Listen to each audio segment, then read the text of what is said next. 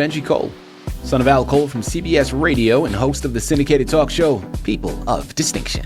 The talk that gives you an in-depth view of some of the most dynamic, intelligent, and successful people on the planet. Run to our website, alcoleenterprises.com for more info.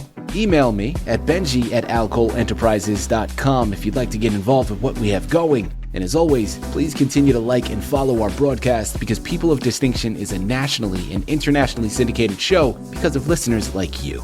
Our shows are available across all major podcast distributors as well as YouTube. And if you keep following, we're going to continue to put out the content.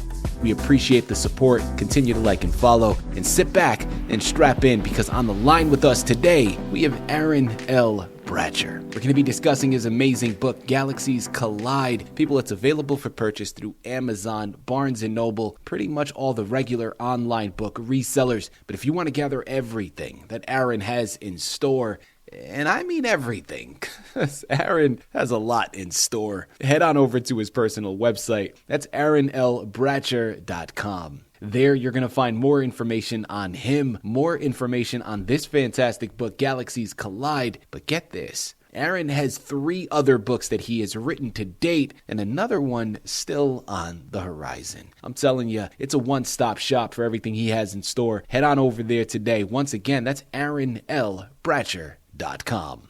And before we go any further, I want to take this opportunity and point out that Aaron was brought to our network, People of Distinction, today by one of the best publishing companies in the business and people you already know. I'm talking about CITI of Books. So for my writers out there who have gone through their process and now you need help moving the book you developed, and give yourself the best gift you can give and contact CITI of Books. They're one of the best in the business to do it, and this is exactly what they specialize in. So head on over to cityofbooks.com today and gather all the ways that their fantastic team is going to help you do just that. And listen, it is an absolute pleasure to have Aaron here on the line. As I mentioned, people, his book, Galaxies Collide, is something amazing, right? It is a suspenseful thriller about a team on a high-stakes mission to another planet. Discover the unexpected challenges and intense survival struggles that they face while gathering vital resources for Earth. Because this is thing. You know, I was talking to Aaron on the pre-screening call as we were getting ready to jump into this interview, and I look at this book and I think it's the perfect balance of entertainment, but also something that has... there's something uneasy about it. There's something that really makes you think, because one of the questions posed in the book is what happens when we run out of resources here on Earth? I think that's a valid question, people. I think that's something that's worth exploring. And I get it. The way technology is advancing, you know, hey, I'm sure some of our brightest and best minds are already on that mission. But this is something that really makes you think, okay? It's for entertainment purposes, but I promise you, it's got something to really have a conversation or two about with it. And at the end of the day, Aaron is the expert. It's his book. He's written it. He's going to be able to articulate it all much better than I ever could. So like I said to you before, sit back and strap in. Aaron, first and foremost, man, welcome to People of Distinction, and thank you very much for being a guest. How you doing today, sir? Hey, I am doing great. Thank you so much for having me here today. Absolutely. You know, Aaron, listen, it's a pleasure to have you here, man. I think, like I said to you before, what you've done here is something incredibly entertaining and really enticing for a lot of reasons. And we're going to get into a lot of them here within this interview. Before we jump into the book, though, tell us a little bit more about yourself and your background. Oh, well, my name is Aaron L Bratcher. And I live in Georgia with my wife and dogs, and I am actually a software developer who on the side is writing books. Hopefully I'll be solely writing books in the future. I would love for this to become my full-time gig. And I've been wanting to write ever since I can remember, and I have been writing and publishing books for the last 7 years or so. There you have it. Well, Aaron, again, welcome to the show, man. I wasn't initially going to go here, but now I have to ask. Obviously, writing is part of your background. It's something that you've loved to do. But career-wise, you went into, I think you said you were a software developer. So Talk to us and really connect the dots. I'm assuming it started with writing as maybe a hobby or a passion when you were younger, went into a different career choice, as a lot of people do, because, as an adult, we have financial responsibilities. So we need something that pays the bills a little bit better and a little bit easier. But talk to us about where that love for creative writing comes from and really what inspired you to write this book, Galaxies Collide. Galaxies Collide is the product of something I've been thinking about for many years. And of course, as you get older, the storylines change, the motivations change, and the realities of what could be change. So the idea, the premise of a teenager going to another planet has been on my mind for easily 10, 15 years. And I wanted to create something that touches on the realities of today and looks at the possibilities of tomorrow. So when Galaxies Collide was written, I took the best of what I knew in terms of today's world, what the future could be like, and tried to bring certain concepts to mind without going too dark, because I'm not that kind of person. So it's not a dark book, but it does touch on the possibilities of what can happen once we run into the limits of our natural resources, limited fresh water, and we have limited resources that are used in technology, especially because technology, we are booming with technology. You have your phones, you have your electric cars, and more they are diving into the Earth's crust to try and find these very limited resources to make these things happen. So what happens when they become too limited? So I touch on that and try to at least establish the world of what it could be like. And then I have Fanar go onto this other planet and face new challenges there. You just started to touch up on the actual main protagonist, Fanar. Talk to us a little bit more about the words on those pages so we have an understanding. Earth is now depleted, right? We've lost a lot of these main sources of things that we need to exist. So a team of individuals has to go to another planet. How is that even established? And talk to us about some of the things that they encounter when they're traveling. Well, technology is used to create an artificial wormhole. And the people involved are about 200 or so. These are the colonists that are going to go over, and their job is twofold. One is, of course, to collect fresh water, some natural resources that we can use here on Earth, and ship them back to Earth. Also, because this is a whole new world. These people are mostly scientists, biologists, so they are trying to explore this new world, trying to understand it better in terms of the animal life there, et cetera. Yeah. And what we want to do is have a regular schedule for shipping these materials back to Earth. And the process of living there for about 2 years has a certain amount of involvement because you have a lot of stuff you have to take over there. You have housing, you have some limited transportation to go long distances. And then, of course, you have to have the way for people to handle all of their studies. So you have a lot of scientific equipment that's going over there as well. So there's these massive transports that they stock up with all these supplies, and they go through and try to set up camp, as it were. At the very beginning of the book, Fanar learns that the Greeners has killed somebody, and he is really upset about that because people should not kill people is his firm belief. Yet at the end of the book, to save his life and the lives of many, many other people, he has to kill somebody. So there's a psychological impact on that that is touched on. And then there's the physical aspect from the beating that he takes in the process. And people don't really get there is a huge psychological impact when you are forced into that situation. When you have to take someone's life, that is a big deal. It's not just, hey, I killed them, I'm going to move on. No, it is a huge impact on you as a person that you had to do that. And so I touch on that a little bit in the book as well. And of course, your hero, when they take a gunshot and then they just keep going, that's so beyond realistic. You know, Right. he's just, he was thrown against a wall and kicked and, thrown up through the roof. And guess what he did? He just stood up and went on. Yeah, It's right. like, no. So I tried to have, this is a science fiction book, but I did try to have some realistic aspects in there about what it takes to be a human being and what it takes to live through these kinds of situations. People, I'm telling you, this is something you need to get your hands on. Amazon, Barnes & Noble are where you have to go to pick it up. AaronLBratcher.com. Check that one out as well. Check out his other books. I'm telling you, there's a lot happening here, and Aaron's got it all for you. Aaron, my follow-up question, let's dive into your writing process a little bit now. I'm curious, throughout your, not even just with this book, let's just say your writing in general, have you ever faced a moment, where your own characters or even a storyline that you were developing took on a life of its own, surprising even you as the creator? It's funny. You'll hear authors talk about how their characters will talk to them, which I always thought was the funniest concept. But it's true.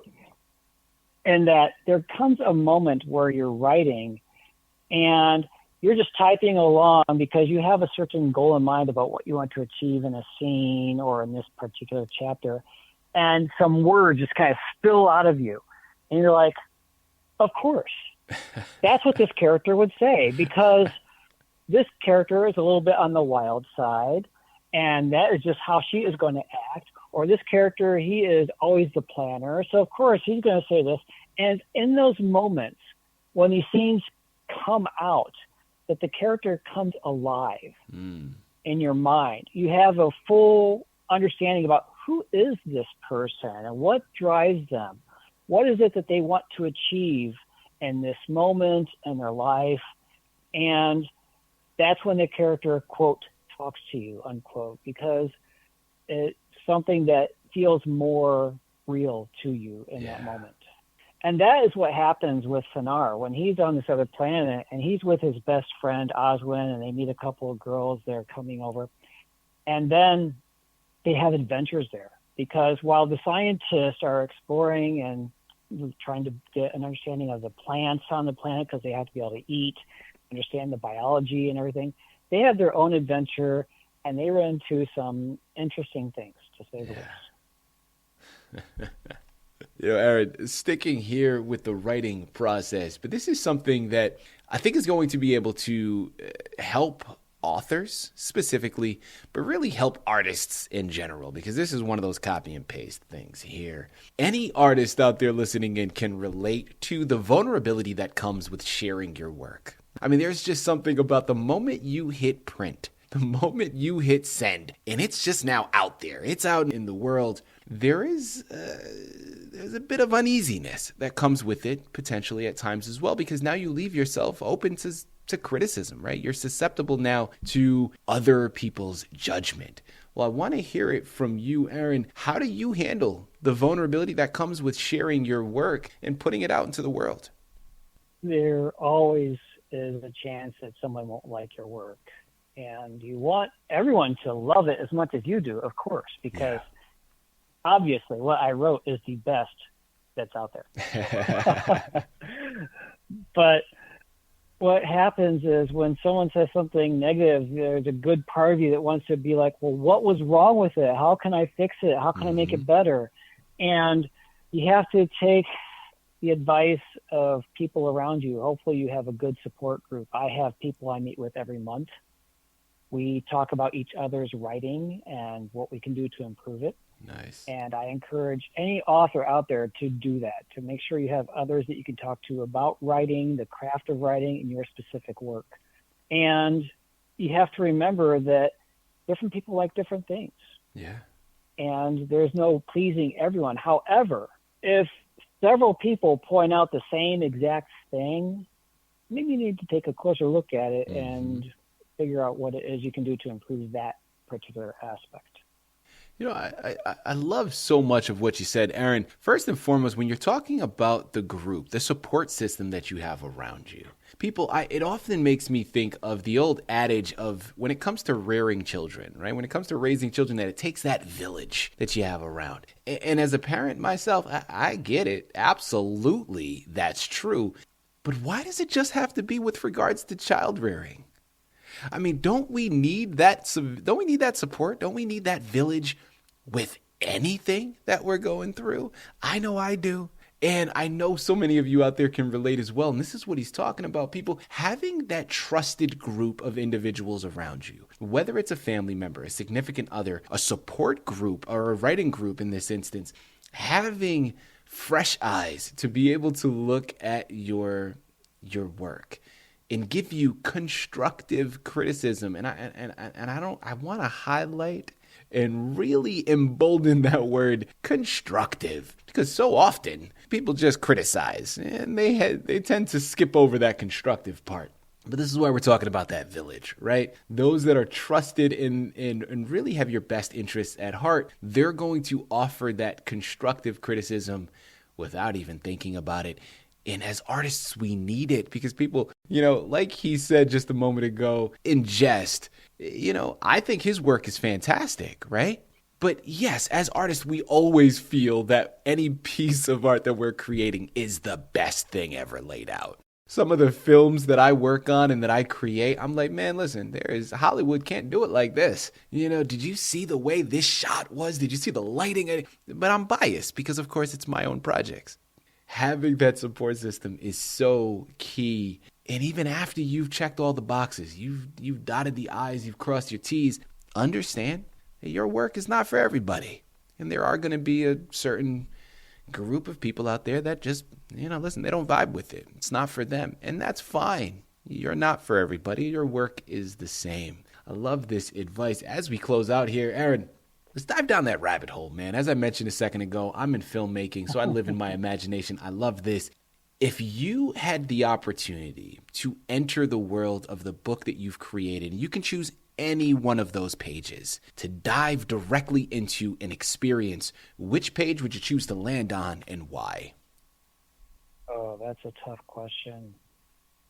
As I work on this next book, I'm realizing that I like each character for their own special reason. Mm-hmm.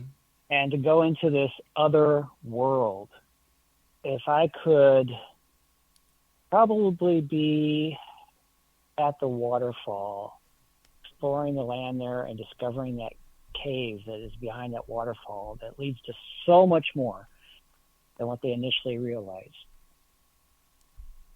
I would love to be a fly on the wall during that experience, because it's opening things up, not just for this book and the story, but into the stories that are coming after this as well, because it's just a very special key event. That's all I can say right now. But you know how it is when you're putting together your story. It's intelligent creativity. Yeah. You have to understand how to play the notes before you can create the song, mm-hmm. right?